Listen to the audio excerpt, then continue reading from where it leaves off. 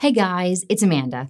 We recently looked at some of the common US misconceptions, and you guys really seemed to like it. So I thought it would be fun to look at the top 5 UK misconceptions from us in the States. And as always, if you enjoy the video, make sure you like it and subscribe so you don't miss out on any future videos.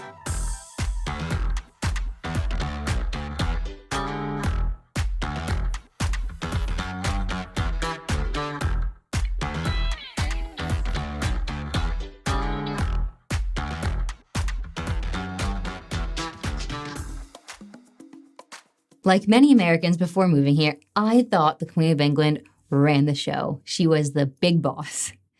However, while the Queen remains the head of the British state, she no longer has a political or executive role. She's more of the symbol of the country, where the Prime Minister is the chief executive of the government. And they do speak regularly, but no one knows what they talk about, as it's all very hush-hush. Secret, secret, secrets. The Queen keeps a hectic schedule. She's the president of hundreds of different charities and organizations. She leads us in national events. And she also hosts garden parties, which sound pretty remarkable. And I wouldn't mind an invite someday. You never know. As an American, I see the royal family as magical, a real-life fairy tale. And when I first moved over, I could not wait to see Buckingham Palace. All I wanted to do was catch a glimpse of the royals walking out. I know. How very touristy of me. The unity and pride the royals bring to the people of this country is incredible, and I'm so lucky that I've been able to experience it. However, I do know there's another side to it, and I know some people don't really like the royals. And I guess from an outsider's point of view, well, I don't really see why it wouldn't be a positive thing. But maybe you guys can educate me in the comments on why that's the case. Great Britain is the same as the United Kingdom. Or so I thought before I moved here. But I'm pretty sure I'm not alone on this. I feel like loads of people think that they're the same thing. So to set the record straight, Great Britain is made up of Scotland, England, Wales, and the outlying islands. Whereas the UK is made up of Great Britain and Northern Ireland. Don't make the mistake of including the Republic of Ireland in that, as they don't take too kindly to it. They are their own country, and they have been for years. While we were talking about the map, let's talk about the people who live here. I've had a few of my lovely subscribers pull me up on the fact that I use the word British and English interchangeably as if they were the same thing. And apparently, they are not. They are, in fact, completely different. If you're English, you're from England. That makes sense, right? If you're British, you're from Great Britain or the UK. So technically, if you're English, you're British. But if you're British, you may not be English. So I do apologize that I've been using those words completely wrong, and I will do my best to not make the mistake again in the future. It's no secret that Americans love a British accent. We think everyone sounds like Hugh Grant, smart, sexy, and endearing. Smile. A bow. We hear someone speak in an English accent, and we just run to them. And we want to know their whole life story. We just cannot get enough of it. After spending some time in the UK, I quickly realized that is not the case. And I have to laugh at how silly a misconception that is. I guess it would be like saying that every American sounds like a New Yorker, which is just ridiculous and not the case. There are nearly 40 different dialects and countless accents in the UK. That's a crazy number. And a fun fact, and something that I didn't know, is that an accent is how someone pronounces the word. So like ka or ka. And dialect is, well, it includes pronunciation, but it also includes vocabulary and grammar. And that's like the hundreds of words you guys have for bread, like barm and cob, roll, buddy. And there's many more of them. Depending on where you are in the UK, people can sound very different. And I don't just mean from the north to the south. Sometimes accents change from one town to another. I think the language is so diverse and fun. Every time I think I've got it figured out, we go somewhere new and I'm completely lost again. But that is one of the many reasons why I love living here. If you would like to hear some different accents and are up for a laugh, I'll put a link in the description, as I've recently done a video where I guessed where different UK accents come from. And it was a lot of fun. Does it rain all the time?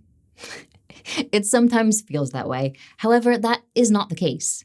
On average, it rains 156 days per year, averaging about 55 inches. I at least thought it rained for half the year, so I was really surprised by this. I feel like I'm always second-guessing what I should wear or bring out with me. A coat? An umbrella? Who knows? I think many people assume that it just rains all the time, no matter where you are in the UK. So I thought it was worth mentioning that the weather varies depending on where you are. For instance, it rains more in the north than in the south, with places like Snowdonia, the Scottish Highlands, and the Lake District having some of the highest rainfall in the country. Whereas if you go to London, it's one of the driest cities in the nation. For those of you who still think the UK is the rainiest country, a quick little fact. The United Kingdom was ranked 72nd in annual rainfall. So there are 71 more countries that are wetter. Colombia, Panama, and Indonesia were among some of the top countries on the list, where it rains 3 times the amount that it does in the UK. Could you imagine that? Those poor, poor people. If you're in the US watching, there's actually 7 states, including Hawaii and Mississippi, that have higher annual rainfall than the UK. No, I know that's not a massive number, but it's still worth mentioning. I'll leave you with a quote from one of my wonderful subscribers regarding the weather. There's no bad weather, just bad choice in clothes. And I thought that was a really positive way of looking at it. There are no guns allowed in the UK. They are completely banned. That is, in fact, not true. I remember the first time I saw a gun was when we were in London and we walked by a few police officers and they were all carrying firearms. And I couldn't believe it. In my mind, I genuinely thought there weren't any guns here, which, looking back now, I do appreciate that is very naive of me. Most police officers don't carry a firearm. There is like a special unit in each team that is authorized to carry them. Nearly 587 people have a shotgun or firearm certificate in the UK, which is given to them by the police to either possess or buy a firearm and the ammunition that goes with it. It's much harder to get a gun license here than most countries in the world, which is probably why gun crime is so low. You have to be able to explain exactly why you want and need the gun, and it can't just be for your own protection. For instance, I know farmers can use them to protect their livestock, landowners for like pest control, and I know some people have them for sport and recreation at approved ranges. Someone has to assess the applicant's mental state, their home life, their attitude towards guns, they have to have a chat with the GP, and they also check for a criminal record. Lastly, they need to make sure that the applicant has somewhere to securely keep the weapon. And gun cabinets need to be secured to the floor using 4 clamps onto a solid wall. Oh, and they must be lockable, of course. Once, or should I say if, you've passed all of that with flying colors, you are granted your license, which usually lasts for about 5 years.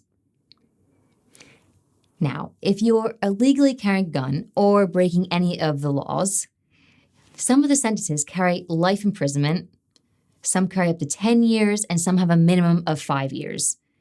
So I can see why people don't mess around. Thanks for sticking around. I hope you guys enjoyed it and maybe even learned something new. And make sure you check out my US misconceptions video to see the common mistakes that people make about the US. I feel like no matter where you live, there's always stereotypes and misconceptions about the country and the people living in it. And I'm sure there's plenty of misconceptions that I've missed. So if you can think of any, let me know in the comments. And as always, if you haven't already, please subscribe to my channel, smash that like button if that's what you're into, and I'll see you in the next video.